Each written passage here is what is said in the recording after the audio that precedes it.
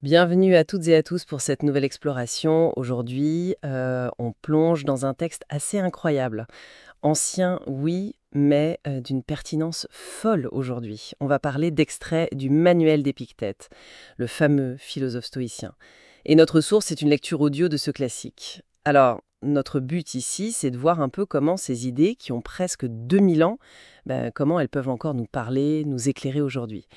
Épictète, il nous propose carrément une méthode, une voie vers la tranquillité, une sorte de liberté intérieure assez radicale. Et tout ça, ça repose sur une idée maîtresse, une distinction presque brutale, j'ai envie de dire. Il faut séparer ce qui dépend de nous de ce qui ne dépend pas de nous. Bon, alors, allons-y. Creusons un peu, qu'est-ce qui est vraiment sous notre contrôle selon lui? Dès le début, chapitre 1, il est très clair là-dessus. Ce sont nos jugements, nos impulsions, nos désirs, nos aversions, en gros tout ce qui vient de notre propre activité mentale, quoi. Nos choix intérieurs. Ça et seulement ça, c'est notre domaine propre. Et cette partie de nous, notre raison, notre faculté directrice, comme il l'appelle parfois, eh bien elle est libre par nature. Rien ne peut l'entraver. Exactement. Et là où ça devient puissant, c'est la conséquence directe qu'il en tire. Parce que tout le reste, notre corps par exemple, notre santé, même l'argent, la réputation, notre carrière, ou même les événements politiques, ce que les autres pensent de nous, tout ça, hop, c'est classé dans la catégorie ne dépend pas de nous. Il dit que ces choses sont étrangères, elles sont faibles, esclaves par nature. Elles peuvent toujours être empêchées, détournées par autre chose. Ah oui, c'est une vision assez décapante de ce qu'on considère important d'habitude, non? On passe notre vie à s'inquiéter pour notre image, notre santé, nos biens. Et lui, il arrive et dit attention, c'est pas là qu'il faut regarder. C'est exactement ça. Il dit si vous vous attachez à ces choses extérieures, si vous voulez absolument les contrôler, si vous voulez que ce qui est fragile et extérieur soit à vous pour toujours, eh bien vous vous condamnez à être frustré, à avoir du chagrin, à être troublé. Le chapitre 1 est très direct là-dessus. Si on prend pour libre ce qui est qu'esclave par nature, les choses extérieures, et pour sien ce qui appartient à autrui, tout ce qui n'est pas notre jugement, eh ben on va se heurter à des murs, on va se plaindre, on va être troublé. Et on finira par en vouloir aux autres, et même euh, à la providence, à Dieu. Donc la liberté, la sérénité, ça ne peut venir que d'une chose, se recentrer uniquement sur notre forteresse intérieure, nos choix, nos jugements. Ça demande une sorte de discipline mentale assez forte quand même. L'exemple qu'il donne au chapitre 3, il est presque trop simple. Il dit si tu aimes un pot de terre, un simple vase, rappelle-toi que c'est juste ça, un pot de terre. Du coup, s'il se casse, bon ben, tu ne seras pas effondré. Pourquoi? Parce que tu as admis dès le départ sa nature fragile, extérieure à toi. Exactement. Et il applique cette même logique, mais là, bon, avec évidemment beaucoup plus de courage, aux êtres humains. Quand tu embrasses ton enfant, ta femme, ton mari, eh bien, murmure-toi à l'oreille, j'embrasse un mortel. Un être humain. Comme ça, si cette personne vient à disparaître, tu ne seras pas anéanti. C'est l'idée qu'on retrouve au chapitre 11. On ne perd pas les choses, ou les gens, on les rend. On les rend à l'univers qui nous les avait juste prêtés. Attention, ce n'est pas de la froideur, hein, c'est une reconnaissance lucide de l'impermanence de tout ce qui est extérieur à nous. Reconnaître l'impermanence, d'accord. Mais comment on fait concrètement quand on reçoit une mauvaise nouvelle, une critique qui fait mal et qu'on est submergé? Ah, voilà une question clé. Et c'est là qu'intervient un autre outil essentiel, la gestion de nos représentations. C'est au chapitre 1 aussi. Face à une pensée qui nous trouble, une image mentale qui nous assaille, Épictète propose une sorte de dialogue intérieur immédiat. D'abord, l'identifier. Toi, là, tu n'es qu'une représentation. Tu n'es pas la réalité elle-même. Et ensuite, l'étape cruciale, passer cette représentation au filtre de la fameuse distinction. Cette chose que tu représentes, est-ce qu'elle dépend de moi, oui ou non? Si la réponse est non, et c'est très souvent le cas pour ce qui nous perturbe le plus, alors la conclusion doit être, sans appel, cela ne me regarde pas. C'est comme un filtre mental super efficace, si vous voulez. Si ça ne relève pas de mes choix, de mes jugements, alors ça ne mérite pas de perturber ma paix intérieure. C'est puissant comme outil, oui. Mais alors il va encore plus loin. Et là, ça devient presque déconcertant. Au chapitre 2, il conseille carrément de supprimer temporairement le désir, enfin, le désir pour les choses extérieures, et de rediriger notre aversion, notre peur, uniquement sur ce qui, en nous, est contraire à la nature, c'est-à-dire nos propres erreurs de jugement, nos vices. Pourquoi une approche si radicale? Ça semble aller contre notre nature même de désirer des choses, non?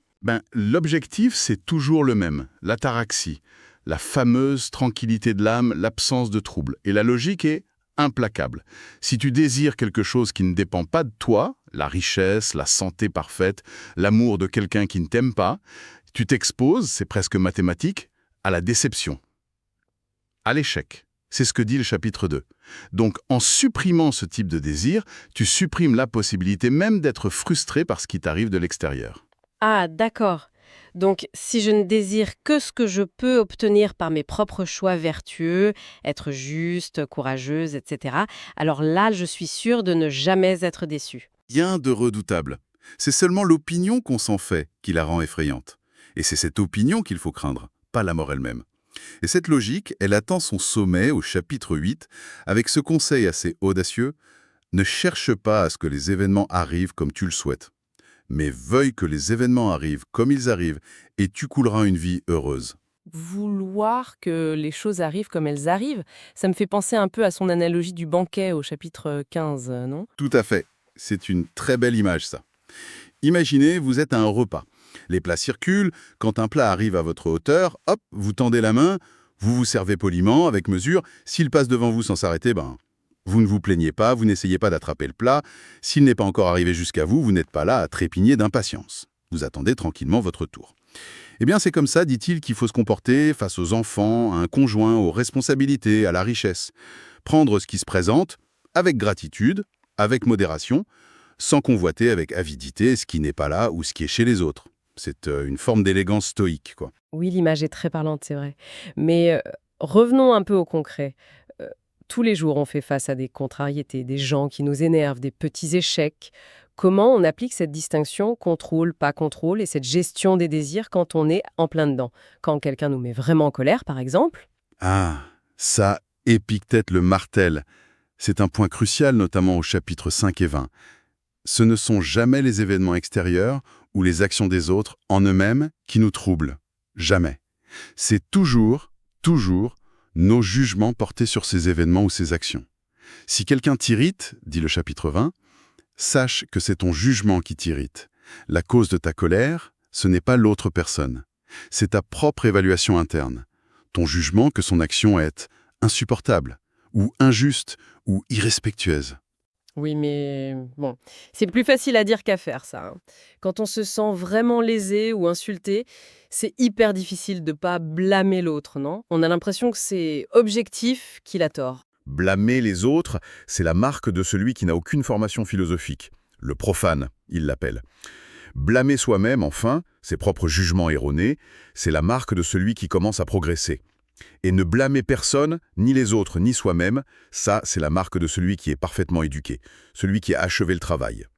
Face à quelqu'un qui nous fait du tort, le chapitre 42 suggère une perspective un peu décalée. Il dit « Rappelle-toi qu'il agit comme ça parce qu'il croit que c'est son intérêt, ou son devoir. Il se trompe, peut-être, c'est même probable, mais c'est sa conviction à lui. Comprendre ça, ça ne justifie pas son acte, bien sûr, mais ça peut désamorcer notre propre colère. Ça aide à garder son sang-froid. » D'accord. Donc l'idée, c'est pas de dire ah, ben c'est pas grave, mais plutôt de se dire sa mauvaise action, c'est son problème à lui. Ma réaction, par contre, ça, c'est mon problème à moi. C'est exactement ça. Votre travail à vous, c'est de maintenir votre propre faculté de choix, votre raison, en accord avec la nature, peu importe ce que l'autre fait. C'est ce qu'il dit au chapitre 30 à propos d'un frère qui serait injuste avec nous. Notre devoir, ce n'est pas de faire en sorte qu'il soit juste, c'est de nous comporter fraternellement, nous, quoi qu'il fasse. Il faut, comme le dit le chapitre 43, chercher à prendre la chose par l'angle qui permet de la porter, c'est-à-dire chercher l'angle qui relève de notre devoir, de notre capacité à agir vertueusement, plutôt que de saisir l'anse qui brûle, l'offense, qui nous pousse à une réaction non maîtrisée. Il y a aussi cet exemple assez drôle au chapitre 6. sur le fait de ne pas être fier des qualités des autres. Genre, ne pas dire je suis fier de mon magnifique cheval, mais plutôt être fier de sa propre manière d'utiliser les représentations que ce cheval suscite en nous. C'est toujours ce retour à soi, à ce qui dépend vraiment de nous. Toujours. Et ça s'applique à toute notre attitude face à la vie, en fait. Il faut accepter son rôle comme un acteur accepte le rôle que le dramaturge lui a donné. Que ce rôle soit court, long, prestigieux ou modeste, peu importe. C'est le chapitre 17. Jouer son rôle du mieux possible, voilà ce qui dépend de nous. Le rôle lui-même, non. Même un obstacle physique important, comme une maladie ou le fait d'être boiteux, c'est le chapitre 9, ce n'est qu'une entrave pour le corps, ce n'est pas une entrave pour notre volonté, notre capacité de choisir. Sauf si on laisse notre jugement transformer cette gêne physique en catastrophe mentale. La liberté intérieure, elle, reste intacte. C'est un chemin exigeant quand même. Pour celles et ceux qui voudraient vraiment s'y engager dans cette voie stoïcienne, est-ce qu'Épictète donne des pistes sur comment progresser? Ah oui! Il ne cache pas que c'est difficile, hein. D'abord, il faut accepter de paraître un peu niais ou ignorant aux yeux du monde, sur beaucoup de sujets extérieurs en tout cas. C'est le chapitre 13. Faut pas chercher à briller par son érudition sur les choses qui ne dépendent pas de nous. Il dit même qu'il faut se méfier si les gens nous admirent, mais pour de mauvaises raisons. C'est un vrai défi pour notre ego social, ça. Et il y a cette comparaison assez forte avec l'athlète olympique au chapitre 29. Oui, précisément. S'engager en philosophie, c'est comme se préparer pour les Jeux olympiques. Ça demande un examen lucide de ses capacités et de ses faiblesses. Une discipline de fer. Tel régime, manger sous la contrainte, s'abstenir de friandises. Ça demande de l'entraînement constant. Être prêt à endurer la chaleur, le froid, les coups. Et même les moqueries du public, comme il dit au chapitre 22. Ce n'est pas juste un passe-temps intellectuel, quoi. Il met d'ailleurs en garde contre le fait de papillonner, non? Genre être philosophe le lundi et critique littéraire le mardi. Absolument. C'est le chapitre 29 aussi. Il faut choisir d'être un seul homme. Soit bon, soit mauvais, mais être cohérent. Soit on travaille sa faculté directrice, sa raison, soit on s'occupe des choses extérieures. Il n'y a pas de milieu, selon lui. Et il insiste énormément sur la pratique, pas juste la théorie. Ça, c'est le point central du chapitre 52. Il distingue 3 domaines d'études en philosophie. 1. L'application des règles de vie, ne pas mentir, être juste, etc. 2. La démonstration de ces règles, pourquoi il ne faut pas mentir, par exemple. Et 3. La logique qui fonde les démonstrations. Qu'est-ce qu'une preuve valide ? Le plus important, l'objectif final, c'est le premier domaine, la pratique. Mais très souvent, dit-il, on a tendance à s'attarder sur le 3e, à devenir des experts en logique, sans jamais mettre en pratique les principes de base. C'est un reproche qu'on pourrait encore faire aujourd'hui d'ailleurs à certains milieux intellectuels. Agir selon ses principes, même si ce n'est pas populaire, c'est le chapitre 35. Se contenter de peu pour les besoins du corps sans en faire tout un plat, sans ostentation. C'est le chapitre 47. Il se moque un peu de celui qui boit de l'eau mais qui le crie sur tous les toits. Et cette image géniale au chapitre 39, mesurer ses possessions aux besoins réels du corps, comme le pied mesure la chaussure. Vouloir plus, c'est comme vouloir une chaussure dorée mais beaucoup trop grande. C'est inutile et ça encombre. Le but ultime, c'est ça, cultiver cette faculté directrice, cette raison qui est en nous, qui est notre part divine presque. Le but est de vivre en harmonie avec la nature, notre propre nature rationnelle et la nature de l'univers dans son ensemble. Et ça implique une forme d'acceptation du destin, voir le cours des événements non pas comme un chaos absurde, mais comme quelque chose d'ordonné par une raison universelle, qu'on l'appelle Zeus, Providence ou autre chose. C'est évoqué au chapitre 31 et 53. Et le signe qu'on progresse vraiment, le signe ultime, c'est ce qu'il décrit au chapitre 48. On ne critique plus personne, on ne loue personne de façon excessive, on ne se plaint de rien, on n'accuse personne, et on comprend que le bien et le mal, ça ne peut venir que de soi-même, de nos propres choix. Bon, alors, si on essaie de rassembler un peu tout ça, ce voyage à travers le manuel d'Épictète, ça nous laisse avec une idée force assez vertigineuse finalement. La clé de notre bien-être, de notre tranquillité, elle ne se trouve absolument pas à l'extérieur, ni dans les circonstances, ni dans ce qu'on possède, ni dans le regard des autres, mais uniquement à l'intérieur. Dans la façon dont on utilise notre esprit, dont on construit nos jugements, dont on oriente nos désirs et nos refus. C'est exactement ça. La liberté véritable, celle que personne ne peut nous enlever, elle ne dépendrait pas du tout de notre situation extérieure, mais de notre capacité à maîtriser notre monde intérieur, à nous concentrer sur la seule chose qui soit vraiment à nous, notre volonté d'agir avec justesse, avec raison. Et accueillir tout le reste, absolument tout le reste, avec une forme de sérénité lucide, voire même un consentement actif. C'est un programme exigeant, c'est sûr, mais potentiellement très libérateur. D'ailleurs, Épictète nous lance un avertissement assez direct à la fin, au chapitre 51. Jusqu'à quand tarderas-tu à te juger digne des plus grands biens? Ne vois-tu pas que ce n'est plus de raisonnement dont tu as besoin, mais d'action? En gros, il nous dit « Arrêtez de remettre à demain le soin de votre âme », quoi. Oui, c'est une interpellation assez puissante pour finir. Et ça ouvre une question très concrète, non? Et si, au lieu de juste trouver ces idées « Ah oui, c'est intéressant », on essayait vraiment d'en intégrer une seule, consciemment, dans notre quotidien, ne serait-ce qu'aujourd'hui. Par exemple, la prochaine fois qu'une contrariété arrive, un petit truc, un email désagréable, un projet qui coince, faire cette pause, juste une seconde, et se demander sincèrement, est-ce que cet événement, là en lui-même, est-ce qu'il dépend de moi, ou est-ce que c'est seulement ma réaction qui dépend de moi? Quel impact est-ce que ce simple questionnement pourrait avoir sur notre vécu, sur notre niveau de stress, notre paix intérieure? C'est peut-être là que le vrai travail commence, en fait.